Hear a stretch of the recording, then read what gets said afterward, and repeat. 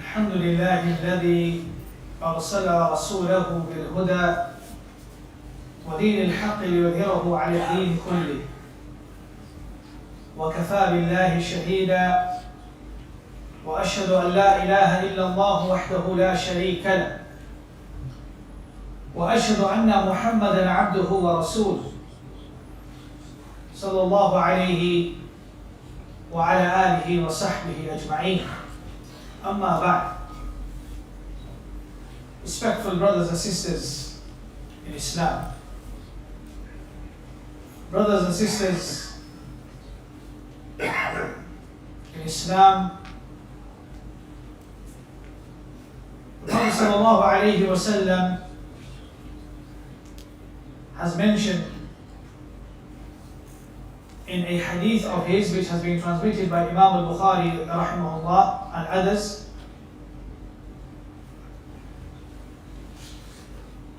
that the Prophet sallallahu alayhi wa sallam, she said, بني الإسلام على خمس شهادة لا إله إلا الله وأن محمد رسول الله إلى آخر الحديث.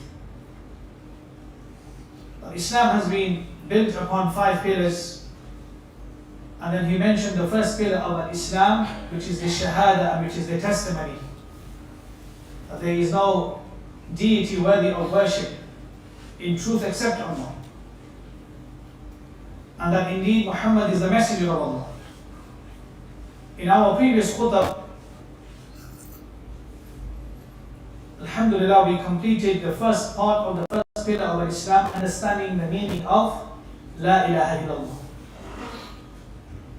Today's khutbah is about the second part of the first pillar of Islam, which is وَأَنَّ مُحَمَّدَ رَسُولٌ, that indeed Muhammad is the messenger of Allah. What does this mean? What does this part of the pillar mean? Inshallah, this is what we are going to discuss in this khutbah.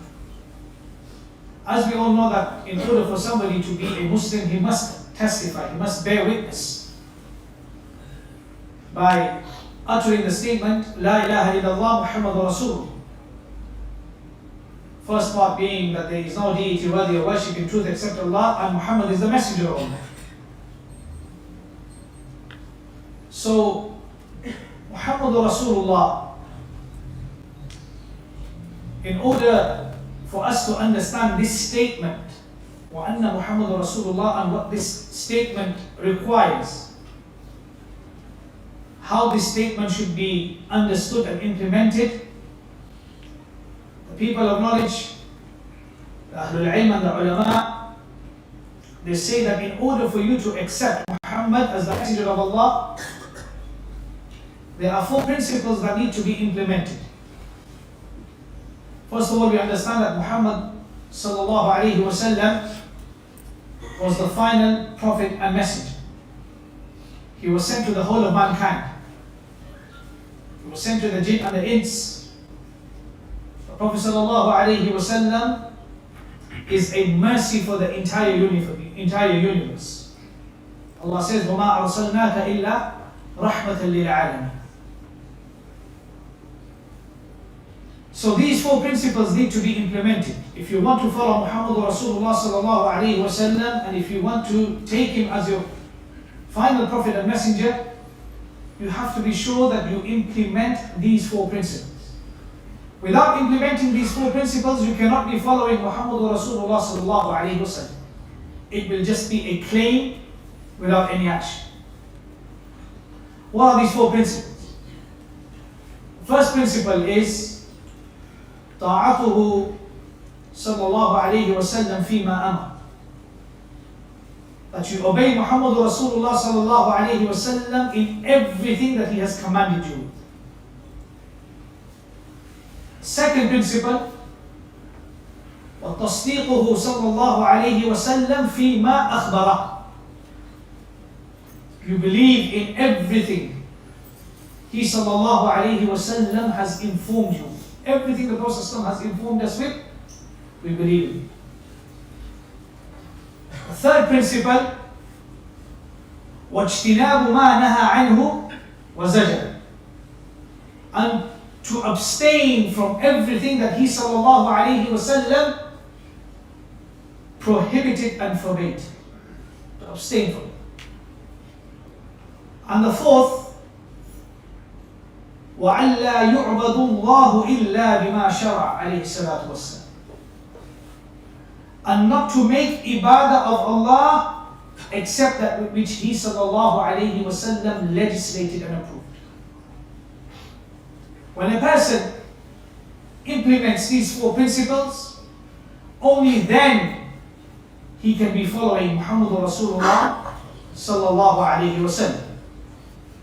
Now I shall explain each principle bi'idhnillahi ta'ala to the best of my ability in detail.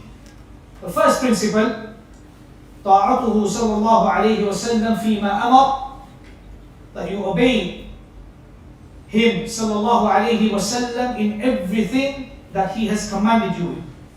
Allah mentions in Surah An-Nisa, ayah number 80, مَنْ يُطِعْ الرَّسُولَ فَقَدْ أَطَاعَ اللَّهِ,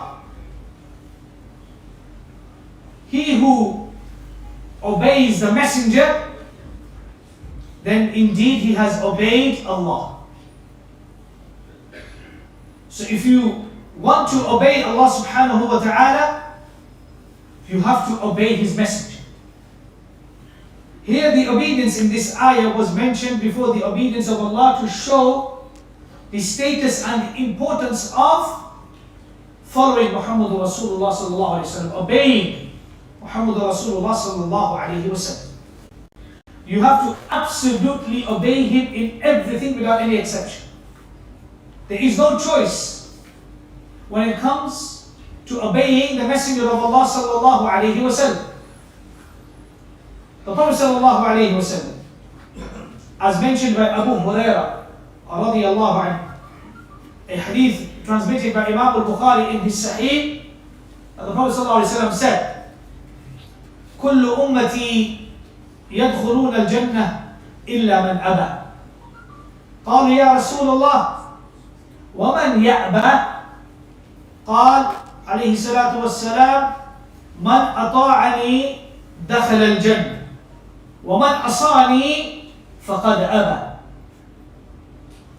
Prophet said that every single ummati, meaning every single follower of mine, will enter into Jannah except for the one who refuses. So the Sahaba ridwanullahi alayhim ajma'in, they asked the Messenger of Allah, Ya Rasulullah, who will refuse? So the Prophet sallallahu alayhi wa sallam, he responded back by saying that the one who obeys me will surely have entered into Jannah. And the one who disobeys me, then he has refused. So this is the hadith of Rasulullah sallallahu alayhi wa sallam. Two words have been mentioned in this hadith, which are the opposites. Ita'a, which means obedience, to be obedient to the Messenger of Allah sallallahu alayhi wa sallam, and asa, which is disobedience. So the opposite of ita'a is asa, which is disobedience. You are either obedient to the Messenger of Allah, or either you are disobedient to the Messenger of Allah. The meaning of this hadith, or ma'na al-hadith, as the people of knowledge have explained, a lot of us we read hadith, but we don't understand the thorough meaning of the hadith. So the people of knowledge, the ulama, they have explained to us what this hadith means. How should we understand this hadith about the one who refuses, has disobeyed, and the one who obeys, he will surely enter into Jannah. The people of knowledge, they say that whoever follows the Messenger of Allah sallallahu alayhi wa sallam, he follows his way, then he will surely enter into Jannah. And the one who decides not to follow the way of the Messenger of Allah sallallahu alayhi wa sallam, then he has refused to follow him. So for example, a person, after establishing Allah's tawheed, is firm upon following the Sharia. He prays salah, he gives his zakat, he fasts, he observes siyam in the month of Ramadan, he does Hajj, he is good to his parents, he is good to his neighbors, he is good to his family, he abstains from sinning, like fornication, drinking alcohol, gambling, then this person will surely enter into Jannah. As for the one who refuses, as mentioned, man ya'ba, who doesn't abide. The Prophet ﷺ mentioned the word man ya'ba, for the one who refuses, who doesn't abide by the Sharia. Then its meaning is that he has refused. He will be prohibited from entering into Jannah due to the consequences of his bad actions. So refusal here in this context means the one who disobeys the Messenger of Allah, and the one who disobeys the Messenger of Allah, the result of his disobedience due to the bad and the evil and the sinful actions that he commits will not allow him to enter into Jannah. So you have to be obedient to the Messenger of Allah sallallahu alaihi wasallam. I hear a lot of people, they say that you should make taqleed of Rasulullah sallallahu alaihi wasallam. You should blindly follow Rasulullah sallallahu alaihi wasallam, or that we only blindly follow the Messenger of Allah sallallahu alaihi wasallam. This is incorrect. You can't make taqleed of Rasulullah sallallahu alaihi wasallam. The word that has been used in the Quran is ita', to be obedient to the Messenger of Allah.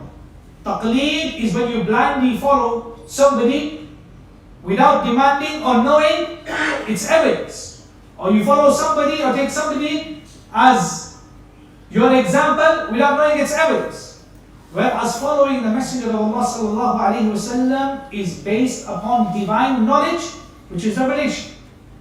So you can't make taqleed of Rasulullah sallallahu alaihi wasallam. You make ita'ah of Rasulullah sallallahu alaihi wasallam.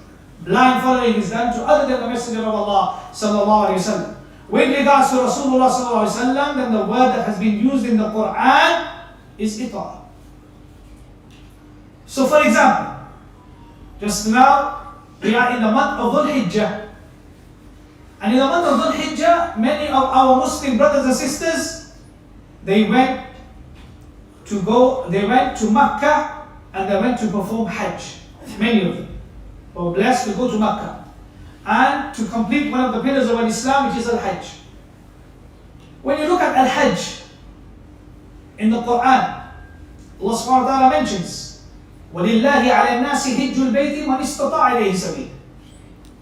So for the one who has the physical and the financial strength to go and do Hajj, then he should do so. But the details of Al-Hajj cannot be found in the Quran. They are found in the Sunnah of Muhammad Rasulullah sallallahu alaihi wasallam.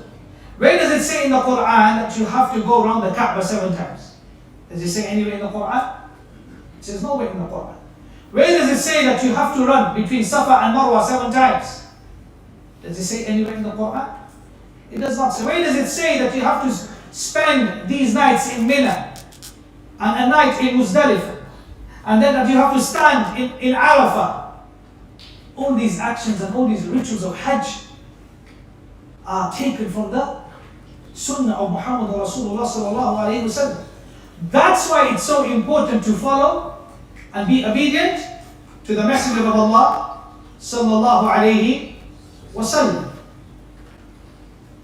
The second principle is وَتَصْدِيقُهُ فِيمَا أَخْبَرَ, that you believe in everything he sallallahu alayhi wasallam has informed you with. This means that if the Prophet sallallahu alayhi wasallam informed us of events of the past, we believe it. If he sallallahu alayhi wasallam informed us of things that will happen in the near future, before the day of judgment, prophecies, we should believe it.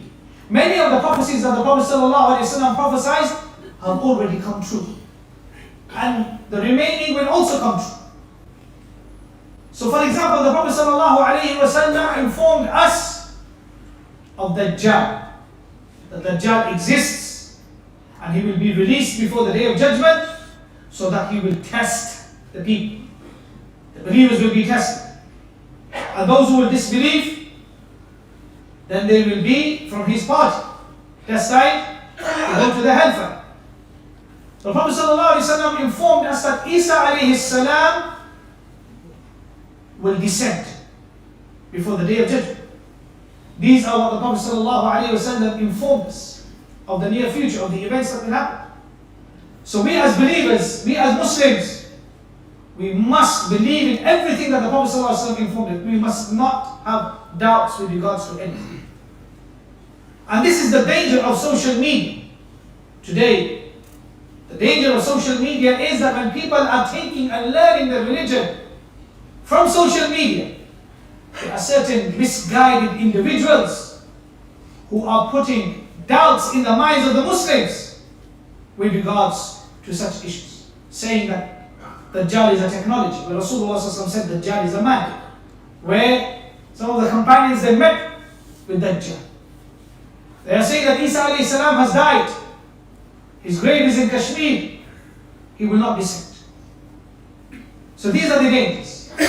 When something has been established from the Prophet ﷺ, something which has been believed and is something which has become a norm amongst Ahl Sunnati wal Jama'ah for centuries, for 1400 years. Now you have these people who are coming and informing Muslims that these issues are doubtful. So know that when something is established in the Sunnah, it is established authentically, it is authentic, then you have to believe in it. You have to believe in everything the Prophet ﷺ said. أقول قولي هذا أستغفر الله لي ولكم ولسائر المسلمين فاستغفروه إنه هو الغفور الرحيم.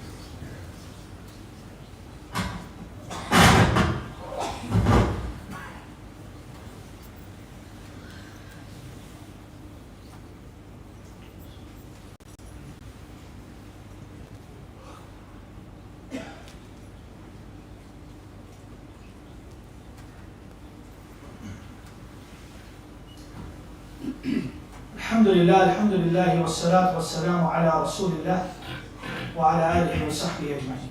So the first part of the khutbah was with regards to the first two principles.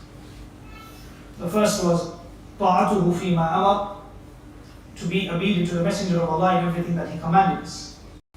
The second was وتصديقه فيما أخبر, to believe in everything that the Prophet ﷺ informed us of. The third is واجتناب ما نهى عنه وزجر عليه الصلاة والسلام, and to abstain from everything that he prohibited and forbade. Allah subhanahu wa ta'ala mentions in Surah Al-Hashr ayah number 7, وَمَا آتَاكُمُ الرَّسُولُ فَخُذُوهُ وَمَا نَهَاكُمْ عَنْهُ فَانْتَهُوا وَاتَّقُوا اللَّهَ إِنَّ اللَّهَ شَدِيدُ الْعِقَابِ. And take whatever the messenger gives you, and abstain from whatever he forbids you, and obtain the taqwa of Allah. Indeed, the punishment of Allah is. The Prophet ﷺ mentioned in an authentic hadith reported by Al-Bukhari and Muslim, he said, مَا نَهَيْتُكُمْ عَنْهُ فَاجْتَنِبُوهُ وَمَا أَمَرْتُكُمْ بِهِ فَأْتُوا مِنْهُ مَا اسْتَطَعْتُمْ. That whatever I forbid you with, abstain from it. And whatever I command you to do, then do that to the best of your ability. So we have to obey the Messenger of Allah sallallahu alayhi wa sallam in everything that he has forbidden us. I'm going to mention three issues which are very important with regards to all three being haram. And Ahl Sunnati wal Jama'ah, they agree that all these three things are haram. But there are certain people now who are coming forward on social media and are trying to justify and legitimize these actions which have been forbidden by the Messenger of Allah sallallahu alaihi wasallam. The first is alcohol. Alcohol is haram. To consume it absolutely is haram. Al-khamr. Allah mentions in Surah Al-Ma'idah, ayah number 91, يَا أَيُّهَا الَّذِينَ آمَنُوا إنما الخمر والميسر والأنصاب والأزلام رجس من عمل الشيطان فاجتنبوه لعلكم تفلحون. O you who have believed, intoxicants, gambling, idols, divining arrows are abominations from the work of shaitan. Abstain from them in order that you prosper. So this has been mentioned clearly in the Quran. The Prophet ﷺ, as reported by Ibn Umar, mentioned in a hadith, he said, the Prophet said, hadith is in Sunan Abi Dawud and the hadith is sahih. He said, قال رسول الله صلى الله عليه وسلم, Ibn Umar says, لعن الله الخمر وشاربها وساقيها وبائعها ومبتاعها وعاصرها ومقتصرها وحاملها والمحمولة إليه. Allah has cursed alcohol, the drinker, its server, its seller, its buyer, the one for whom it is pressed, the one who delivers it, and for the one who it is delivered. Allah has cursed all these people. So alcohol is absolutely haram. Under no circumstance is it permissible for us to have any connection with alcohol, even if it means to even touch the product. This is haram. But there are certain individuals within our community, and may Allah subhanahu wa ta'ala guide us and guide them, who say that as long as you don't drink alcohol, it's okay to consume, it's okay to sell it. That's why we find many restaurant owners who are Muslims, they are selling alcohol. They say as long as you don't drink it, it's okay. We find this. And this is haram. As to what the Prophet ﷺ has mentioned here clearly, that alcohol is not permissible. In fact, we find that some of them came with another solution which is rejected.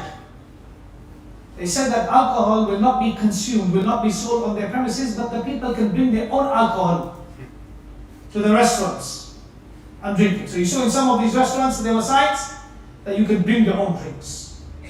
Muslims, restaurants owned by Muslims. It should be known that this munkar should be rejected, and that alcohol is haram to drink and alcohol is haram to sell.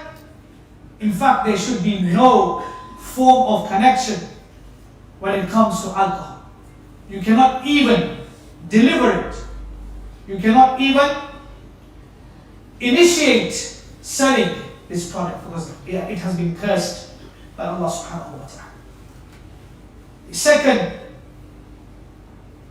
problem that we have within our society, and we need to know that this is based upon this principle that we abstain from everything the Prophet ﷺ has commanded us to do so.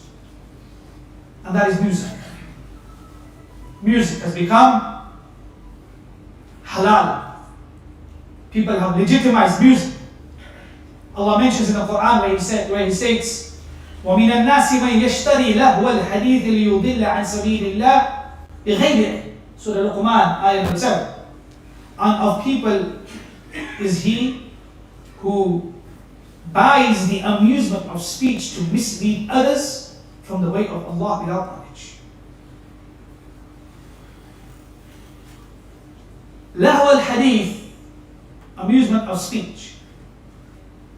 Abdullah ibn Abbas and Abdullah ibn Mas'ud, they gave the explanation of lahwa al-hadith to mean music, al-ghina, as mentioned by At-Tabari and others, mawquf.